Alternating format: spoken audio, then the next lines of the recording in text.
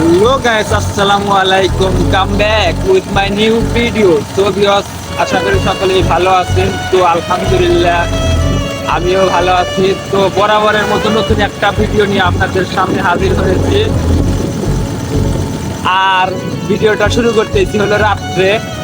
এখন রাত্রি বাজে হলো 12:46। তো এই মুহূর্তে ভিডিওটা শুরু করতেছি। আর একটু পরে যায় বক করছি।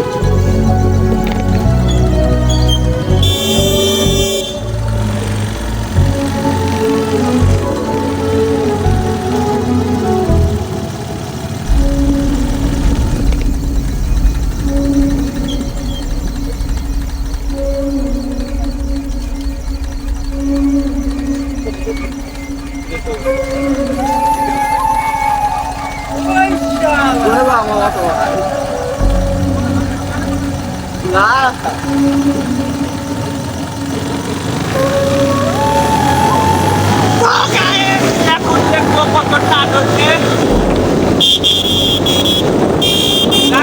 মনে করেন যে গাড়ি চলে চালানোর মজাটাই আলাদা। আমরা সেই লাগে, সেই একটা আবহাওয়া, সেই ফিল করা যায়। এটা সেই বাইক রাইডার রাইডাররা বাইক চালাক। আর বিশেষ করে হলো শিয়াল, যদি আপনার সামনে শিয়াল করে তো অবশ্যই আপনার ইন্তেকাল ফরমাইতে হইব। আর রাত্রে মনে করেন যে যদি কোনো ভূত সামনে এসে দেখেন, আমার সামনে কি দেখা যাইতেছে, কালি সাদা, আর সাইডে কি আছে কিছু বোঝা যাইতেছে না।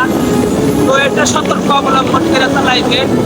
আর সবসময় চোখটা খোলা রাখবেন, যেন খুব কম চোখে অবস্থায় গাড়ি চালাইবেন না, তাহলে অ্যাক্সিডেন্টের সম্ভাবনা একটু বেশি আছে।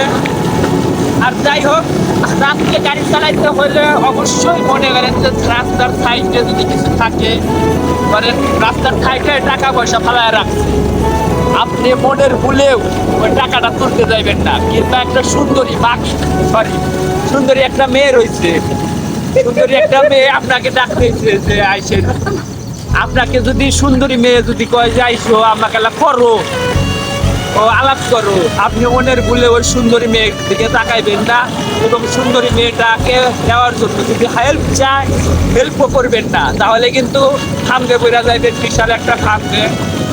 তো আপনি মনে করেন যে কোটা ভালো কেউ করে না, সবাই কাপিখোর, গাঁজাখোর, ভেন্ডিখোর, এইসব খোলাবাটি করে। আর ভেন্ডি করে দেখা পাবেন হলো রাত্রে গুল্লি গালা। আর বিশেষ করে তো এখন অনেক রাত, এখন একটা বাজে, প্রায় একটা কাছাকাছি। আর আপনার যদি হাত দুর্বল হয়ে থাকে তো অবশ্যই রাত করে বাইর হবেন না, আর কোন নির্জন রাস্তা দিয়ে যাবেন না, তাহলেই মনে করেন যে। আর আমি তো আসতেছি অনেক নির্জন রাস্তা, এখানে আমার সাইডে শুধু মনে করেন যে খেত, আর কিছুই নাই। পরিবেশটা ভয়ানক, বাট অনেক রিস্ক নিতেছি আমরা। আর রিস্ক না নিলে অবশ্যই কোনো কিছু হওয়া যায় না। এই রিস্কের কোনো পাঠে হয় না, এই রিস্কটা অতিরিক্ত রিস্ক হয়ে দেখতেছে।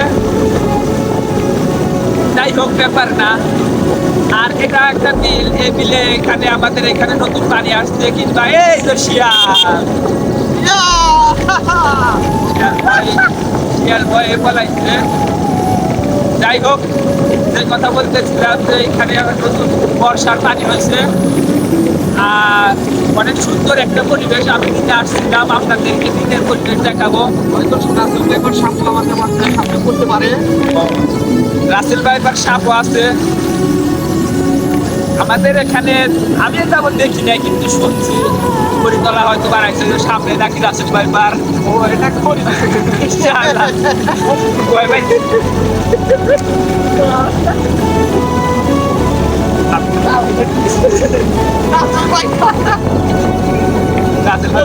আমাদের সামনে রাসেল ভাইপার চলে এসেছিল, বাট কাছে যায় দেখি যে করি এটা কি।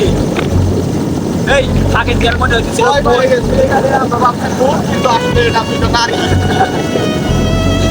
যে কথা বলতে বলতে সেটাই সামনে পড়ছে। আপনাদের কতক্ষণ বুঝাইলাম যে গাড়ির সামনে বললে গেলা থামবেন না, গাড়ির সামনে পড়ছে। বাট আমরা গাড়ি স্লো করছিলাম, বাট বেশি স্লো করি নাই, মানে আমাদেরকে ধরে থামাতে পারবো তেমন স্লো করি নাই।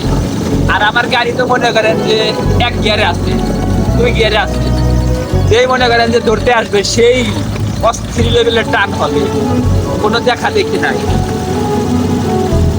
আর এখন তো অনেক গরম পড়ছে, গরমের আবহাওয়া প্রায় 42 ডিগ্রি, আর সে কি রোদ, ভিআইপি রোদ ওঠে। আপনি থাকা জায়গায় হয়তো একদিকে 5 মিনিট কিংবা 7 মিনিট তাকায় থাকতে পারবেন না, আপনার চোখ চলে আসবে, অনেক রোদ। তারপরে মনে করেন যে শরীর টরিল ভেজার পরে যদি এই গাড়ি নিয়ে ঘোরা যায়, সেই একটা ফিল পাওয়া যায়। কিন্তু এখানে একটা গন্ধ আসতেছে, ওটা হচ্ছে আসলে গাইস বলতে গেলে এখানে আমরা যে গন্ধটা পেয়েছি এটা মাইসা দেওয়ার গন্ধ হয়তো বা। তো আমরা মাইসা দেওয়ার গন্ধটা পেয়েছি। তো আপনারা রাত্রে ঘোরাফেরা যেভাবেই করেন অন্তত সতর্কভাবে আপনারা চলাফেরা করবেন। আর রাত 1টার সময় গাইস কোনোভাবে আপনারা বাইরে বের হবেন না, কারণ রাসেল ভাইপার সাপটাই এখন বেশ মারাত্মক। এই যে সামনে আপনারা দেখতে পারবেন গাইস, এটা কি কুকুর না কুত্তা? ও কুকুর হয়ে যার একটা, আর একটা কুত্তা দেখতে পেলাম বলতে সামনে।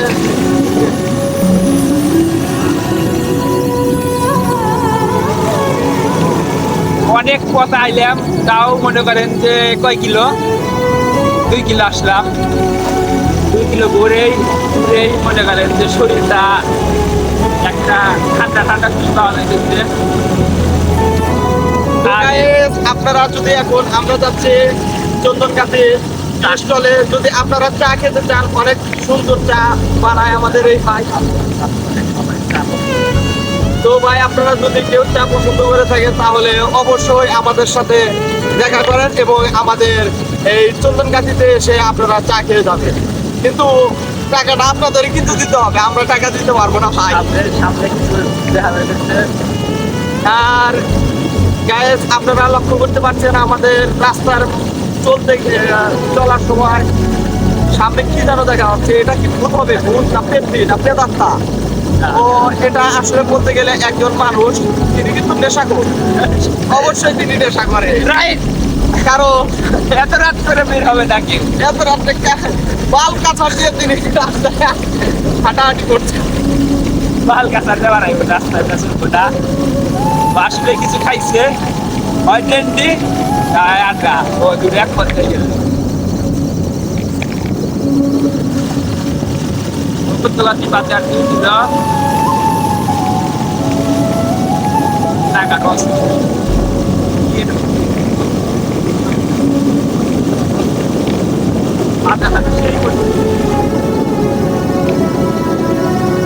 তো গাইস আসলে আমাদের বাবাটা খুবই খারাপ, আমাদের বউরাই দুজনের একজনের বউরাই। তো আমরা কি করবো গাইস, এই জন্য আমরা বাইরে বাইরে ঘুরি, ভাল লাগে না বাড়িতে থাকতে, খাইতে ভাল লাগে না, কি করবো? আপনারা একটু আমাদের সৎ পরামর্শ দেন।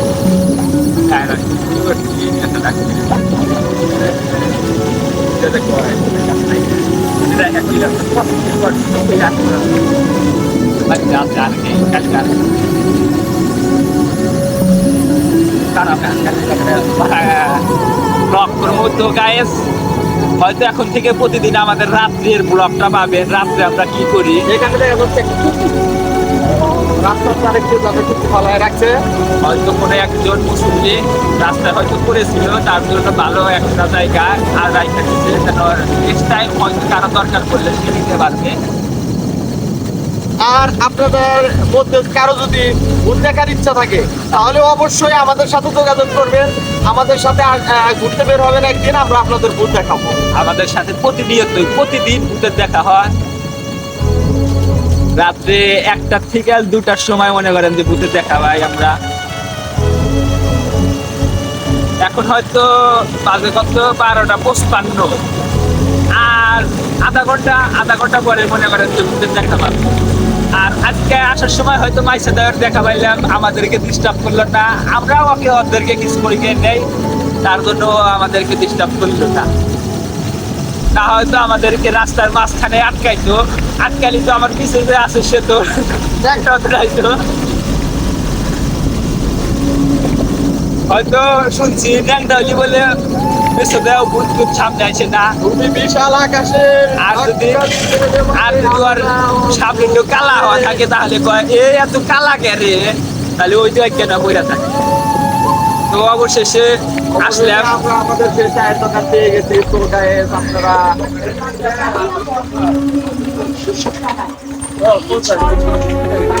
কি অবস্থা ভাই, ভালো আছেন?